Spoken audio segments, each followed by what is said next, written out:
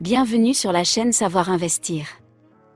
Pensez à vous abonner et à activer la cloche de notification pour recevoir nos nouvelles vidéos. Évaluez votre système de trading. Même si votre système de trading est très efficace, vous pouvez toujours le perfectionner. Au début, en particulier, il est possible qu'il ne fonctionne pas bien du tout et que vous ayez besoin d'un petit coup de pouce. Évaluer votre système vous permet d'adopter un regard critique et d'améliorer ses performances. Vous devriez avoir commencé, si tout va bien, à développer un système de trading adapté à votre situation, à vos forces et à vos faiblesses. Un système qui utilise plusieurs setups sérieux et une stratégie de sortie bien pensée, et qui détermine la taille de vos positions de manière à protéger votre capital de trading. Mais vous n'aurez jamais fini de mettre au point votre système de trading.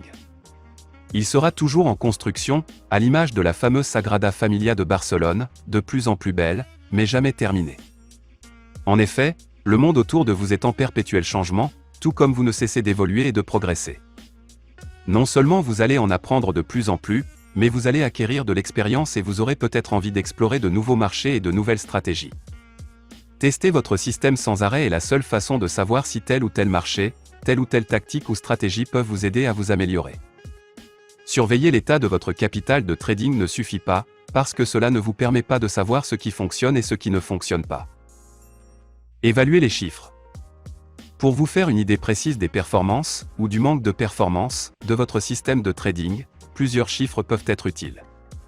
Parmi eux, l'espérance de gain exprimée en taille de position, l'augmentation ou la diminution de votre capital, et le pourcentage total de trades réussis. L'espérance de gain exprimée en termes de taille de position. La performance moyenne par trade est l'information la plus importante que vous pouvez tirer de votre système de trading. Bien entendu, plus vous avez fait de trades, plus ce chiffre est précis. Il y a des chances que vous fassiez toutes sortes de trades au fil du temps, en essayant par exemple le range trading et le set trend trading. Ou bien en élargissant vos horizons au-delà des paires de devises majeures en allant voir du côté des crosses, comme le GBP euro et l'euro JPY.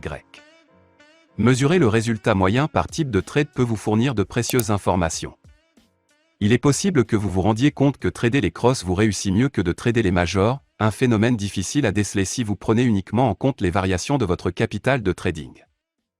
L'espérance de gain exprimée en taille de position se base sur le pourcentage total de trades réussis pour vous aider à déterminer la taille de vos positions sur un marché spécifique.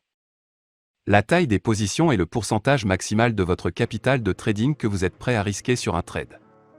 Pour les débutants, il est conseillé de commencer avec des positions qui n'excèdent pas 2,5% du capital de trading.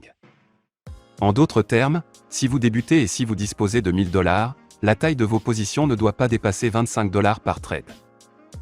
On calcule l'espérance de gain en divisant le bénéfice net total par le nombre de trades.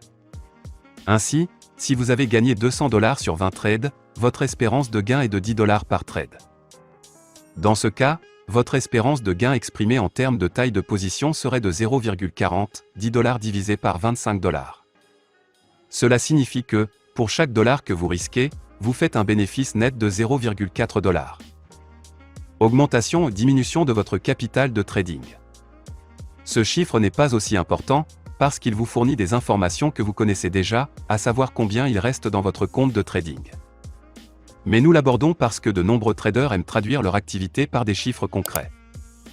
Mieux vaut suivre l'état de santé de votre capital de trading une fois par mois. Le pourcentage total de trades gagnants. L'importance de ce chiffre tient principalement au fait qu'il vous aide à définir la taille idéale de vos positions. Suivez approximativement les règles suivantes. 75% de trades gagnants égale la taille optimale des positions et de 7,5% du capital. 50% de trades gagnants égale la taille optimale des positions et de 5% du capital. 25% de trades gagnants égale la taille optimale des positions et de 2,5% du capital.